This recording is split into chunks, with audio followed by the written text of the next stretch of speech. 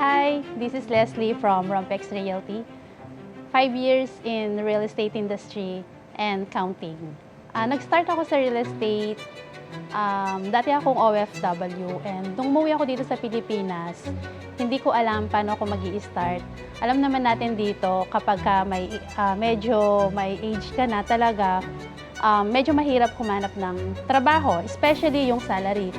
Kung OFW ka dati, syempre monthly income mo, medyo mataas din compared dito sa Pilipinas. Nag-work ako sa Hong Kong for 1 year and 7 months. And nagtrabaho din ako sa Taiwan for 6 years bago ako nag-for good dito sa Pilipinas. Yung goal ko talaga nung umuwi ako dito sa Pilipinas, ayoko nang mag-corporate, yung papasok ng 8 ng umaga, uuwi ng 5, and then yung sahod, parang sakto lang, cycle lang siya. After ng sahod, ubos na naman.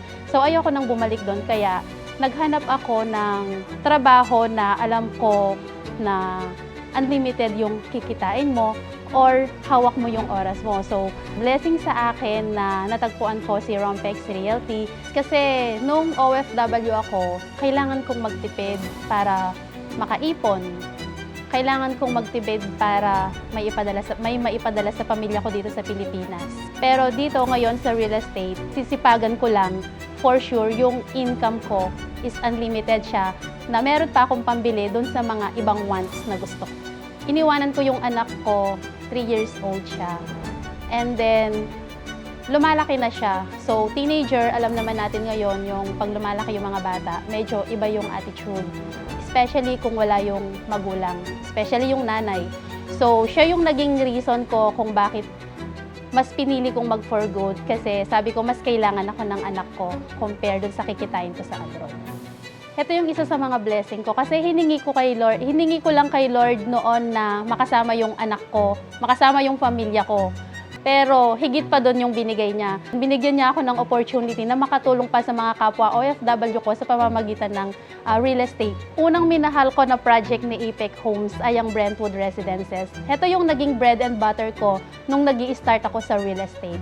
Ito yung nagturo sa akin kung paano maging isang mabuting seller, kung paano yung proseso sa entire process, especially sa mga katulad kong OFW. And even myself, dahil tiwala ako kay Apex Homes, tiwala ako sa mga kalidad ng binibenta nating bahay, kaya ako nag-invest din ako dito sa Brentwood Residences. Nakita ko siya through social media dahil gusto ko talaga nun is online work. Ayoko na talaga yung magko-commute ka ng 8 to 5 and then siyempre mag-aalat ka pa ng time para sa travel, ng pagpasok sa trabaho. So, ang gusto ko talaga is nakastay lang ako sa bahay. And kakahanap ng work from home, dumaan sa newsfeed ko si Rompex Realty. And doon ako nag-start. Nagtanong ako kung paano makapasok sa real estate. And madali lang naman pala siya. Basta willing ka lang matuto, willing kang makinig, at willing kang mag-success sa buhay mo, ang real estate talaga ang sagot dito. Hindi naging madali yung first sale ko kasi wala akong idea sa sales, honestly speaking. Pero dahil hindi ako sinukuan ni Apex Homes, hindi ako sinukuan ni Rompex Realty, kaya naman tinulungan ko yung sarili ko para mas matutunan yung project na binibenta ko. So kailangan lang talaga is sipag, tiyaga, and dedication kung gusto mo talagang umangat sa buhay. Kasi kailangan mo talaga dito is hindi lang sipag, syempre kailangan mo rin ng tiyaga. Kasi kung sipag lang meron ka, wala kang tiyaga, hindi ka makakarating doon sa goal mo.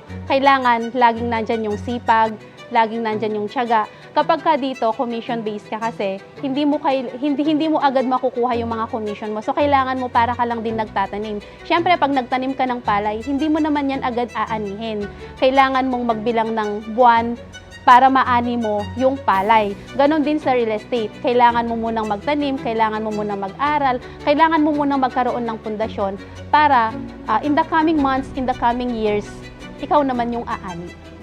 Siyempre, unang-una thankful ako sa mga naging mentor ko. Kung hindi dahil sa motivation nila, siguro yung first year, second year ko, baka sumuko na din ako. Pero dahil nakita ko sa kanila kung paano sila binago din ng real estate, kung paano sila kumita sa real estate, sila yung naging motivation ko. Kaya ang ginawa ko, finokus ko kung ano yung malapit na project sa akin. Yun yung naging daan ko para mas makapag-improve at mas makapagsimula sa mga ibang project pa ni Apex Homes. Para maging productive seller, so syempre, para ka rin kasing nagtitindahan, di ba? Early in the morning, kailangan ng unang gagawin natin is bubuksan ko yung tindahan ko. Syempre, kailangan kong makapag-posting ng isa sa mga project na binibenta ni Apex Homes para malaman din ng mga kakilala or ng mga kliyente ko na may mga available pa sa project na ito. Also, nagbibigay ako ng mga updates para sa mga clients ko or follow-up para sa mga clients ko na hanggang ngayon hindi pa rin nakaka-decide. I make sure na updated din sila sa mga updates na binibigay din sa akin ni Apex Homes. Napaka-importante talaga yung trust, especially yung mga OFW clients natin. Kasi ako bilang isang OFW, hindi madaling kumita ng pera doon. So, I make sure na na-build ko muna yung relationship ko sa client. Nag-e-educate din ako sa kanila, tinuturo ko yung buong proseso at ginaguide ko sila para makuha ko yung tiwala nila. Kasi isa yun sa mga goal ko kung bakit hanggang ngayon nasa real estate pa rin ako, ay ang matulungan ang mga OFW. Walang uuwing OFW na walang sariling bahay, na walang sariling pundar. Hindi lang sila yung bumibili sa akin, nagre-refer pa sila. So sila yung nagiging, isa sa mga strategy ko as a salesperson ay nagiging referral client ko din sila. Yung rewarding kasi para sa akin as a salesperson, pag na-appreciate nila yung pag na-turnover yung bahay nila, once na nagtiwala sa akin ang kliyente ko, yun na yung pinaka-reward ko na natatanggap. Every time na meron ako mga client na nata-turnover, naririnig ko yung thank you nila. Feeling ko ito yung purpose ko, bakit hindi na ako pinayagan ni Lord na bumalik sa abroad. Kasi gagamitin niya akong instrument to help more Filipino families para ma-achieve ang kanilang mga dream home. Bakit ko minahal si Apex Homes? Dahil mahal ako ni Apex Homes. Makikita mo talaga kung paano alagaan ni Apex Homes ang mga seller niya. Kaya for sure, hindi ko iiwanan ng Apex Homes. Yung mga travel incentive ni Apex Homes, syempre, isa yan sa mga motivation namin. And of course, pag may isang reservation ka, automatic, meron ka ng 1,000 or 500 na outright incentive. Si Apex Homes, hindi niya kami pinabayaan in terms of outright incentive, in terms of commission, and in terms of incentive na binibigay niya tulad ng mga travel and yung mga iba pa yung mga quarterly incentive na binibigay niya. Hindi ko pa na-try yung international. So, konting-konti na lang. Pero alam ko, ibibigay yan ni Lord sa akin and basta tiwala lang and kapit lang kay Apex Homes. And sa dami ng mga inventories natin, focus lang talaga ang kailangan para ma-meet ko yung target na yon. Sa mga bagong ka-Apex natin, don't stop learning, focus. Huwag kang susuko kasi kung yung 1 year mo, sinukuan mo, hindi mo ma-achieve yung goal mo. 5 years and counting, nandito pa rin ako sa Apex Homes dahil maraming binago si Apex Homes sa buhay ko. Iba yung pakiramdam kapag nakakapagbigay ka sa family, nakakatulong ka kahit papano. Yung saya nila is doble yung sayang balik sa akin. Nung OFW ako, kasi kailangan ko lang magtipid nun para may maipon, para may maibigay na extra sa mga kapatid, ganon. Pero ngayon, nakakakain kami sa labas. Also, kahit papano, natitreat ko sila ng beyond pa nung nasa abroad ako. Bilang partner ni Apex Homes, nakakatuwa na isa ako sa mga napili niya na nandito ngayon dahil nakikita niya ang effort ko.